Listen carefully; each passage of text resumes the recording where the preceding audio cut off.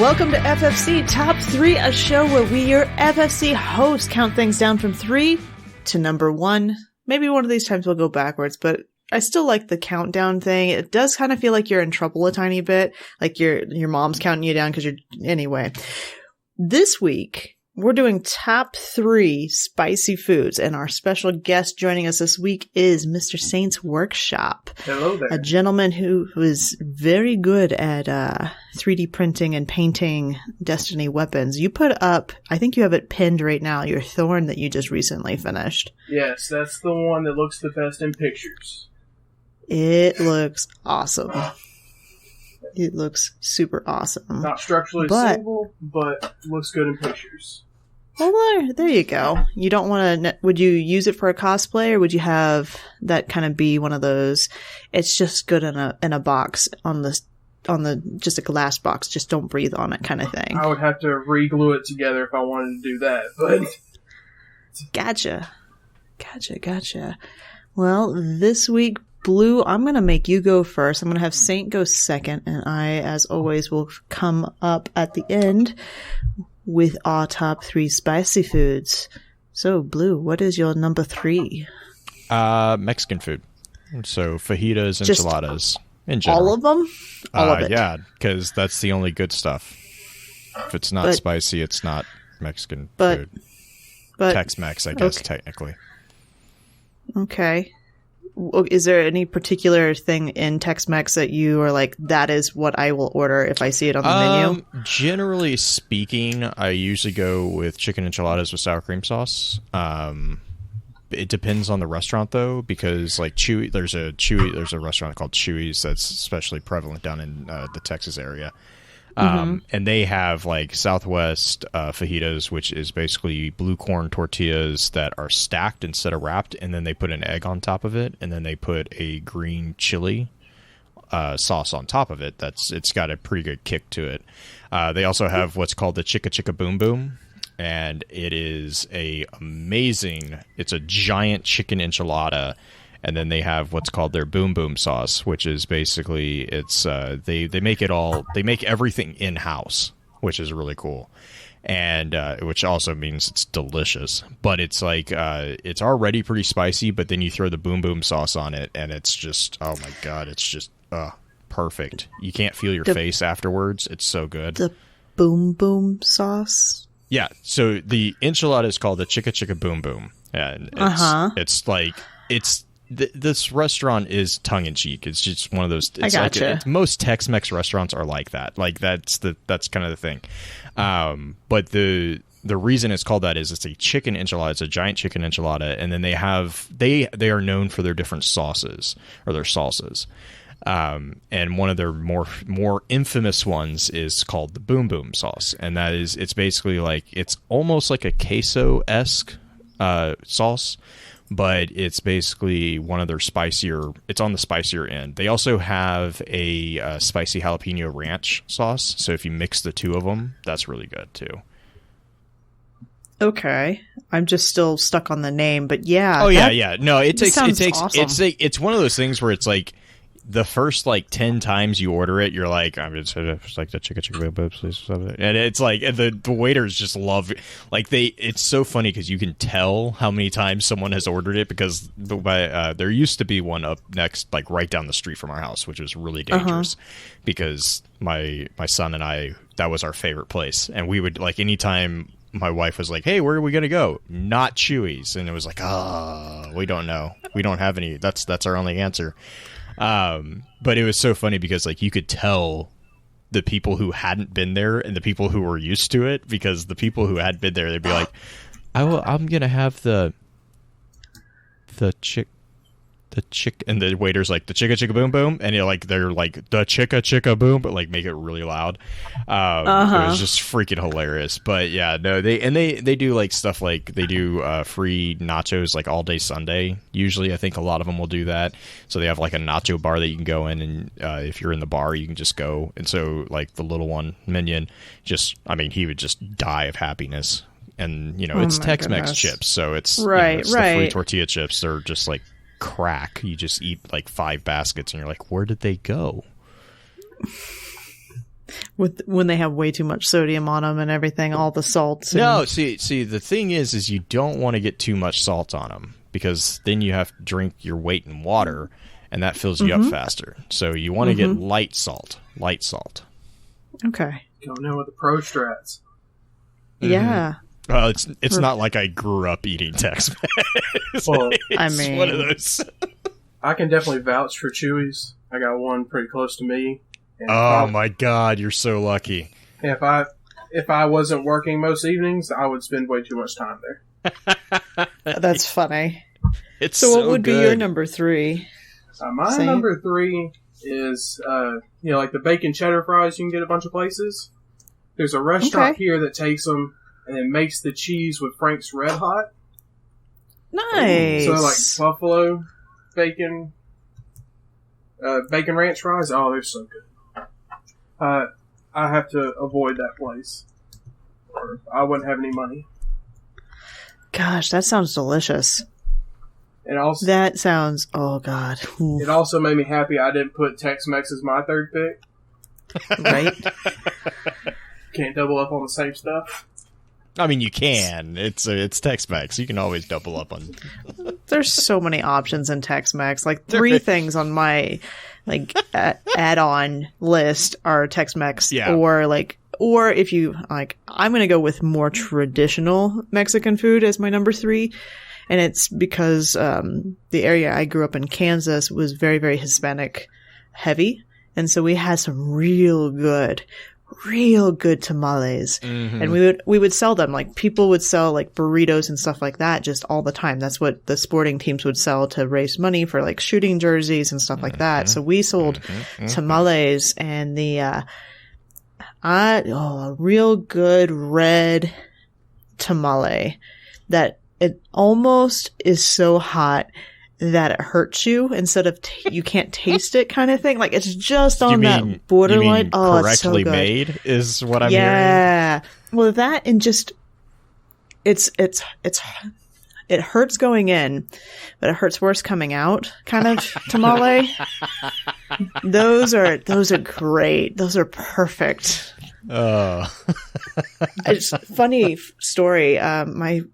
Julie and I have a neighbor real close by who we're really pretty good friends with at this point, and she and her family made tamales and gave them to us for Christmas, and she's towed over that line a little much. Like, I took a bite thinking, because she's a very white woman, older, 65, 70-year-old woman made these tamales, and I was like, oh, they're just going to be real mild. It's great. Took a giant bite, ended up coughing because she caught me so off guard. I was like, oh, she knows how to do this.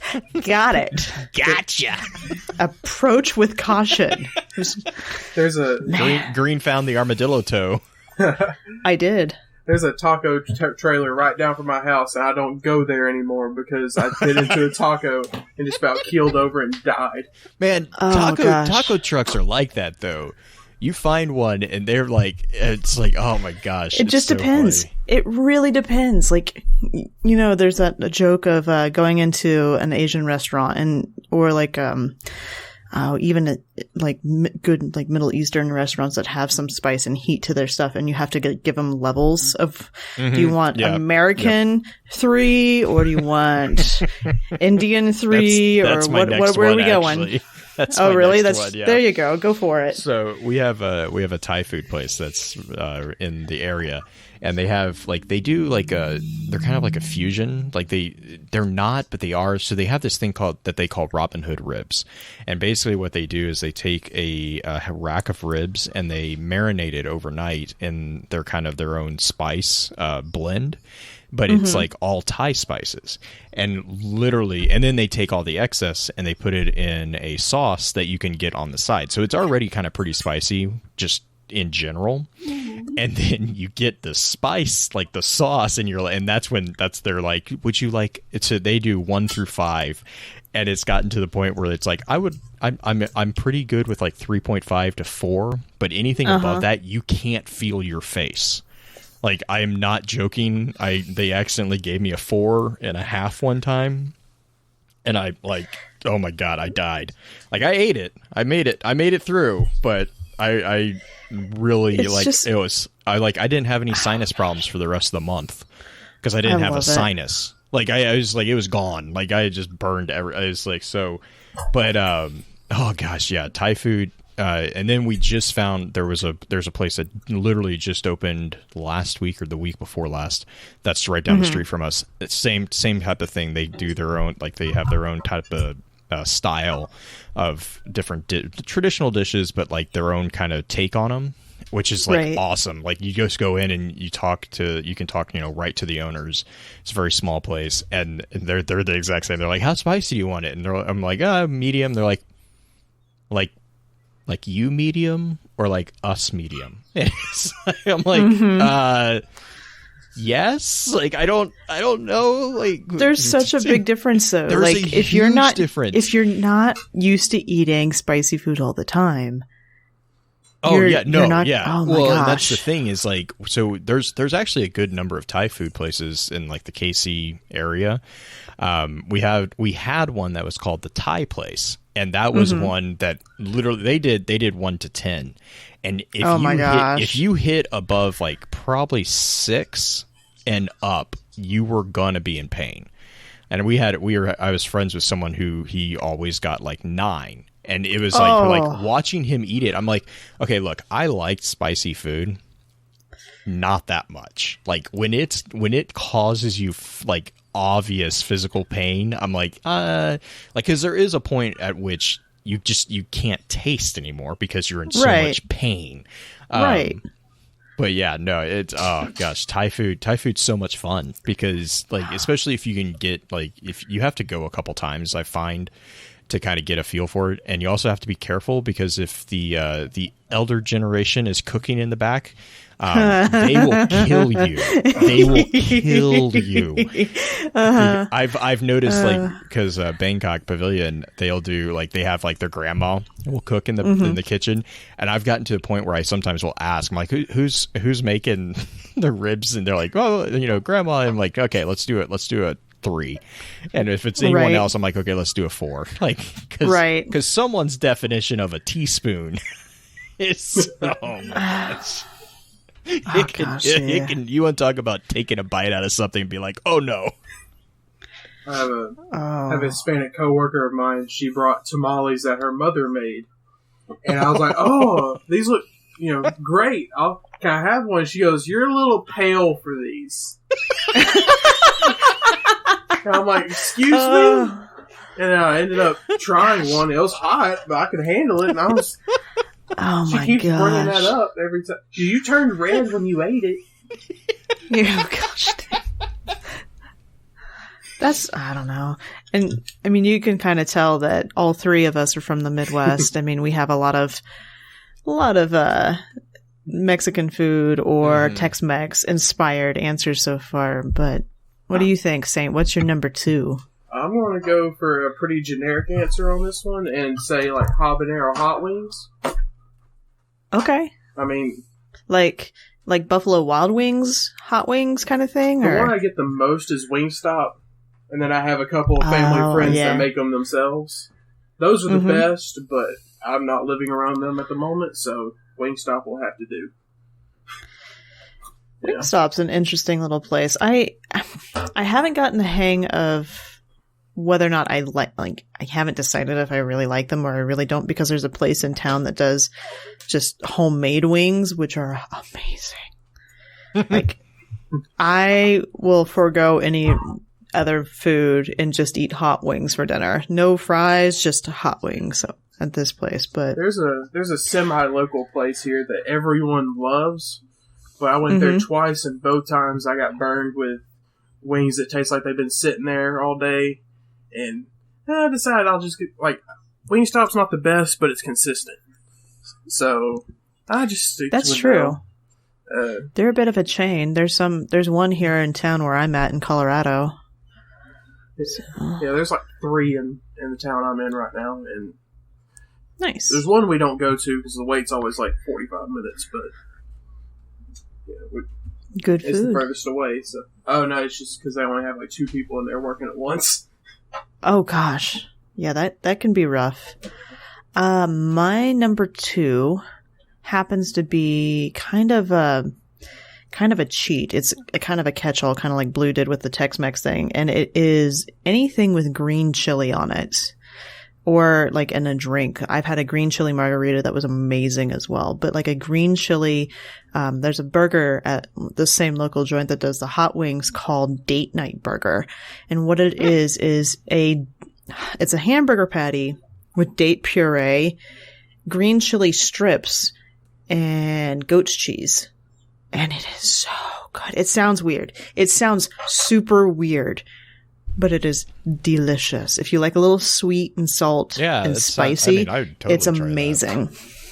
It's super good. You should. I'm telling you, Blue, you got to come up here. We're gonna go. So we have BRGR down here, or in this area. I don't know if they're a chain or if they're just in this area. But anyways, they have this. They have a. It's not spicy, but they have a burger called the Fast Cow. It's so good. The Fast Cow. It's like a half a pound patty that they have caked in espresso grounds, and then they cook it with the espresso grounds on it. Oh my gosh, it's so good. That is different. Man, yeah, well, yeah. I mean, but it's the thing is, like, I love, and thankfully, Minion coffee. He's.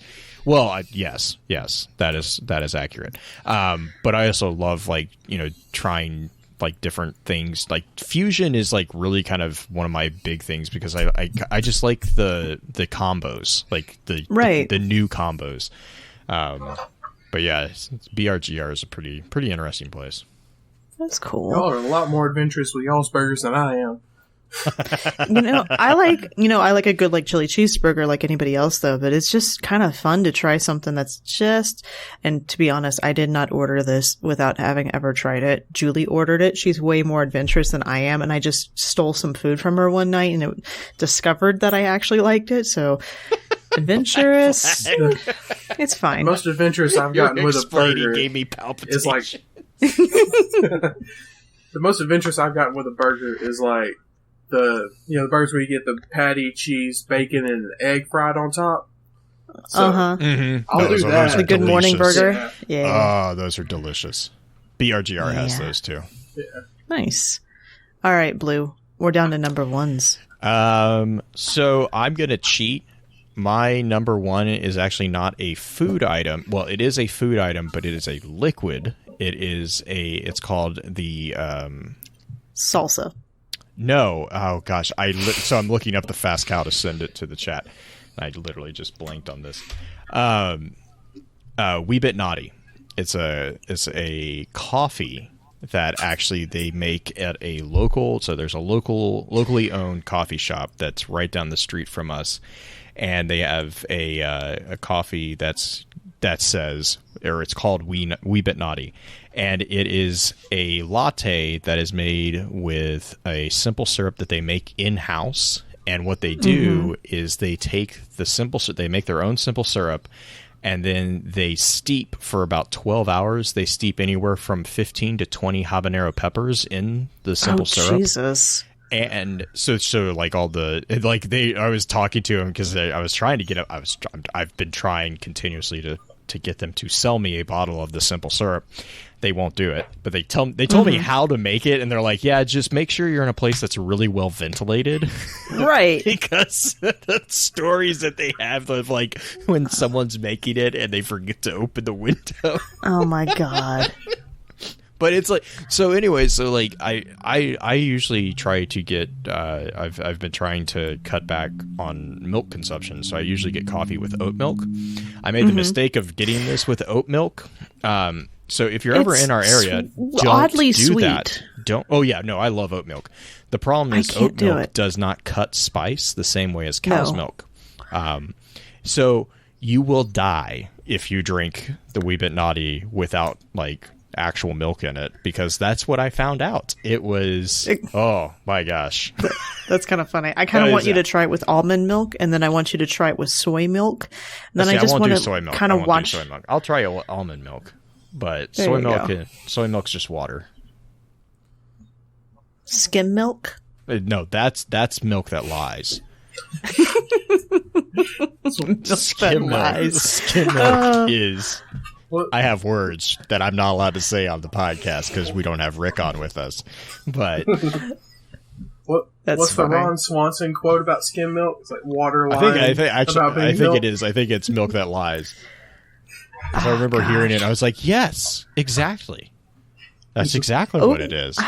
I have a problem with oat milk because I feel like I'm having breakfast again, and I don't want my coffee to taste like breakfast. See, I like it because I do overnight oats. Right, so but still, why do you want to drink your? Oh no, because I use it in the overnight oats, so it's just it's the same flavor. I don't like the taste of milk either, so whatever. Oh, I like milk anyway. We need a scientific experiment. Oh no. Milk that lies is lactose-free milk. That is true, but lactose-free milk still tastes way better than skim milk. I'm not gonna lie, I'll still have some lactose-free milk. If someone puts a jug of skim milk on there, there's no way. There's no way. You just feel like you're watering down your coffee at that point. Well, I don't drink coffee, so. Oh, I do. Way too much. Number one for you, Saint. Where are we at the end of this list? So I'm going to go with not necessarily homemade sausage, but like from a smaller butcher shop or something, like link sausage, whether it's deer sausage or pork sausage. We had a local meat shop that we would get it from, and it's spicy, but not like, I mean, it's spicy for me. Right. Well, I also include boudin in this too, and I always love some spicy sausage or boudin to go with breakfast, or if I'm making like gumbo or something. It's always nice to have. Plus, you can buy like 5 pounds of it and just freeze it when you need it. That's always nice. That's one of my kind of also rant going on at the end of this. So my number one is, it's not the spiciest thing on my list, but it is my favorite thing, and it is actually a recipe that Julie introduced me to. She makes something that we call lovingly green soup. It's not a pea soup, but it is a tomatillo soup that has green chilies in it. So it's tomatillo, green chili, hominy, and onion, and it's all chicken and all this. It's like it's a green chili, essentially. It's a chicken chili, and we will freeze that, and it's amazing. And yeah, I didn't think about that black flag, but we're going to say that she did. She named a soup after you, but it also has lime, and lime is my favorite complement to green chili or jalapeno spice. It's so good. And now my mouth is watering because I'm thinking of that, as well as oat chicken and a bunch of other things that she makes that has a little bit of spice and citrus to it. But yeah, it's one of the most delicious soups, and I'm not a soup person. So, I'm sorry. Whenever people talk about hominy, it just cracks me up. Because, I know, it's terrible. It's just bleached corn.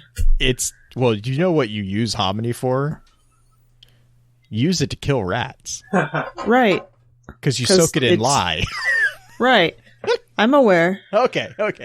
I'm aware. I had to explain this to my wife the other day, and she doesn't believe me. She still refuses to acknowledge that I'm right on this part. It's also terrible for you in any large amounts of any sort. It's just one of those foods that I like it in it just because it's kind of puffy. Mm-hmm. And I'm not a huge fan of corn, like chunked corn or anything like that. But hominy, for some reason, doesn't count as corn. You're human. You're right. Yeah. You don't have 6 stomachs. We can't process it. Right. We can't process it. But do you guys have any also like things that almost made your list kind of thing? Also, Rams? Sushi. In general, the spicy rolls, like the spicy tuna rolls, jalapeno rolls, like all that stuff. I love them. So, not as much as my wife, but I will eat them. So would you eat your wife? We're not going to answer that question. PG. Yeah. T for teen. Yeah. My My one that didn't make the list is because it's not quite spicy enough for me to think it would count. Had some Peruvian food a while back from a Peruvian lady, and it was a dish where it had like strips of steak on a bed of like bell peppers, onions, and it sounds like Tex Mex, but it's not. Doesn't taste the same at all.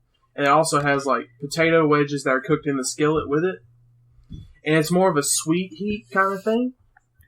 I like sweet heat. And there's no way I could even pronounce the name if I could find it, but we had it 3 times in the course of working in this neighborhood, and both times we had it from a local there. She brought it up in like one of those little reusable cooler/heater bags. Opened up, had it to-go boxes. It was the best meal we had while we were there. And nice. So. Nice. I have a whole list because I like spicy food. Buffalo chicken pizza. You can hear Julie sneezing in the background. Yeah, buffalo chicken pizza. You don't have to have any like cutting cheese on it. Like a lot of people like to put blue cheese on it. You don't have to do that, but it's a nice addition if you have it. Another one is armadillo toes, which is something Blue brought up at the beginning of the podcast, and I have a fun story. This is actually a family tradition that gets way out of hand. We had those actually for Christmas too. When my family came up, my mom decided she wanted to make a bunch of those. So it's like, great. No. She didn't do the fateful. Oh, she didn't do the kamikaze toe. Thank God, because I had 3 nieces and a nephew, all under the age of 8 with us. And if we would have done that, I think my sister-in-law would have disowned all of us. You might have killed them. But, right. Like, the kamikaze toe is no joke. Apparently my mother's fine with, like, murdering her own children with it, but not her grandchildren, so I see where I stand. It's fine. So I'm getting a vibe of what it is, but could you explain what an armadillo toe is? So an armadillo toe is another name for like a popper, a jalapeno popper. And it's basically a jalapeno that has been stuffed with cream cheese most commonly and wrapped in bacon and then grilled. The kamikaze toe is after you clean out all the jalapenos and you stuff most of the cream cheese and everything else, you mix the last bit of cream cheese with the seeds of all the jalapenos and you put it in one popper. And then you grill it and it's just hidden amongst all the other ones. And it's just basically Russian roulette for food that's gonna hurt you. Okay, so I've had an experience with someone doing that, but I didn't know what they were at the time. I thought they were just jalapeno poppers. Yeah. Luckily, I didn't end up with it, but we had a guy who ended up going and laying down for a while because he ended up with it. Oh yeah, it's not fun, and it hurts worse, especially if you're like the person who's just stubborn enough to eat the whole thing because you're not going to let your parents know that you're the one who got it, but you're going to eat it anyway. Yeah, this was the guy who would always like try to take the whole thing in one bite, and he got as much in there as he possibly could. That's when your face goes, mistakes were made. He swallowed it, he went to the refrigerator, and then freaked out because they did not have a jug of milk, and downed a bunch of water and said he's going to go lay down. And it wasn't even his house. Gosh. The spiciest thing I've ever had, though, and this is not counting, like, curry, because curry's its own level of crazy sometimes. The spiciest thing I've ever had is when we went on a road trip through Arizona and kind of the Route 66 road trip. It was one of Julia's and I's earliest adventures together.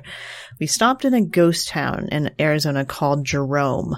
If you ever make your way, like you're heading towards Phoenix or even Sedona, Jerome's not too far from either of those places. And in this ghost town, their big thing, like a lot of ghost towns, is ghost pepper. I tried, and I was just like, I was just like, that's fine. Like, I'm good with spicy. I grew up with spicy food. It's fine. So you could try a bunch of different ghost pepper salsas. Variety of heats. It was hot. They were all hot, but some of them were cut with like honey or had other things to help tamper the heat. I made the mistake. It's like, I'm trying these. I'm fine. I'm like a little bit of a sweat going on.